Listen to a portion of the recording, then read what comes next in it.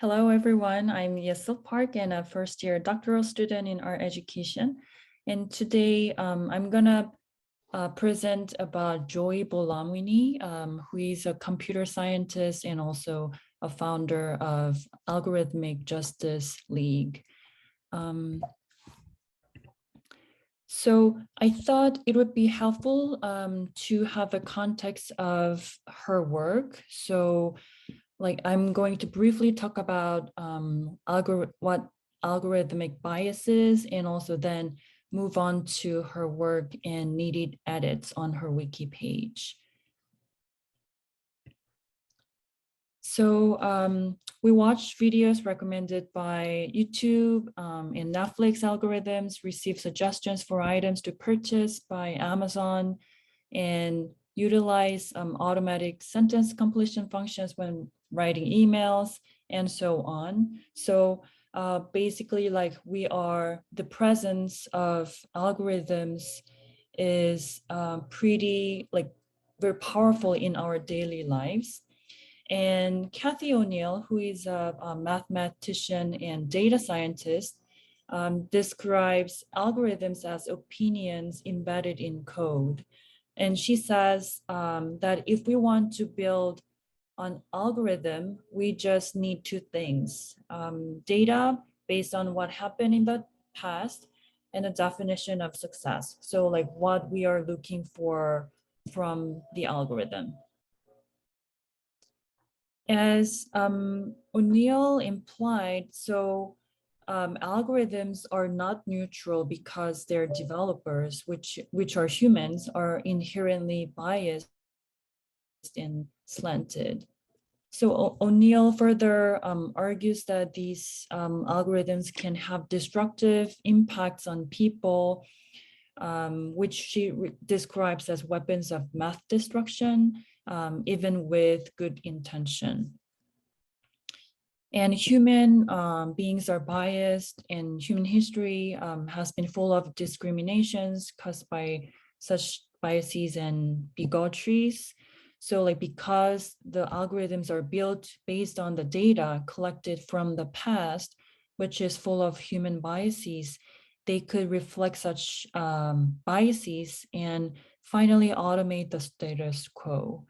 So and also when we consider predominant gender or race in tech industries, we could say that the lack of diversity in data sets could lead to varied kinds of discrimination, such as racism, sexism, ableism, and classism. And we will talk about this more in a minute. So as an example, I would like to focus on the biases found in facial recognition algorithms to connect with Joy Bolamwini's work. And facial recognition algorithms are trained on images of face, whose characteristics are physical and visible. So these algorithms can discriminate based on such biometric information, such as race and gender. So this is a very well-known case in which Google apologized for its photos application, which classified Black people as gorillas in 2015. So we already talked about the lack of diversity could lead to such discrimination. And back then, 7 out of 10 employees were men, and most employees were white, 60%, and Asian, 31%, and Latinx made of just 3%, according to the USA Today article written by Jessica Goin. So, and this racial discrimination in facial recognition algorithms is still happening today. And a doctoral student found that the head of his Black professor kept disappearing when he was using virtual background on Zoom. So Coming back to Joy Bolamwini, she conducted a research project called Gender Shades after she found that her face was not recognized by face cameras without a white mask. So this is the one that I would like to elaborate a little more on, like the Wikipedia page. So like in this Gender Shades research project, Bolamwini compared images of parliament members of 3 African countries and 3 European countries. And these countries were ranked among the top 10 in the world based on their representation of women in power, according to Bolamwini. And she found that the major companies such as IBM, Microsoft, and Face++ didn't have 100% accuracy when recognizing faces with different genders and skin colors. So like they worked better on male than female, and also better on lighter skin than darker skin.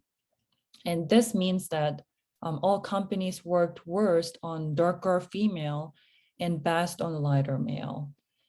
So the racial and gender discrimination of facial recognition algorithms can be dangerous because these inaccurate results can be used to predict possible criminals or decide their sentences as well.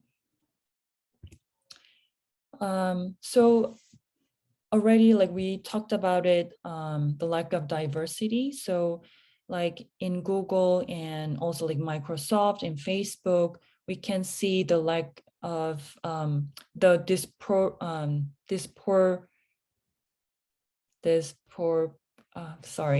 like the lack of diversity in terms, yeah, disproportionate rate, right? Yeah, the disproportionate right representation. Right, representation of gender and race. So I think like one of the contributions that Joy Bolamwini is making here, and also like which is absent on her Wikipedia page, is the concept of encoding. So she says that encoding, because the code and also the coding practices or lack of diversity, she said like emphasize the diverse body of programmers and also like more transparent and fair ways of coding and thinking about why we code. So like equality should be coded in algorithms. And also like one more thing that I wanted to add about Bolamwini was her identity as an artist. So like initially, I actually thought about adding more details about her Gender Shades project on the wiki page, but while I was revisiting the page and her work, I realized that the wiki page does not really address her identity as an artist. So if we go to her website, she clearly introduces herself as a daughter of art and science. And also we can see a lot of projects that she have been exhibiting her work like globally. And so like this is one of her art projects, but like I don't know if we have enough time because it's already 10. So maybe like we can just skip it like for now. And if I go to the Wikipedia page of Joy Bolamwini, like in the section about her bio and like brief descript like introduction, it doesn't really say that she is doing her research based on like art approaches as well. So maybe like I thought we could also add some aspects of her identities as an artist to this area. And also, even though she has completed her doctoral degree like last year, like in 2021, and the education section is not updated yet as well. And also, I also like thought about these areas, like the gender shades part, even though this project has been a very like significant one for her and also like other tech companies to look at their coding practices. But I thought like this is not that like fully addressed in this section. And also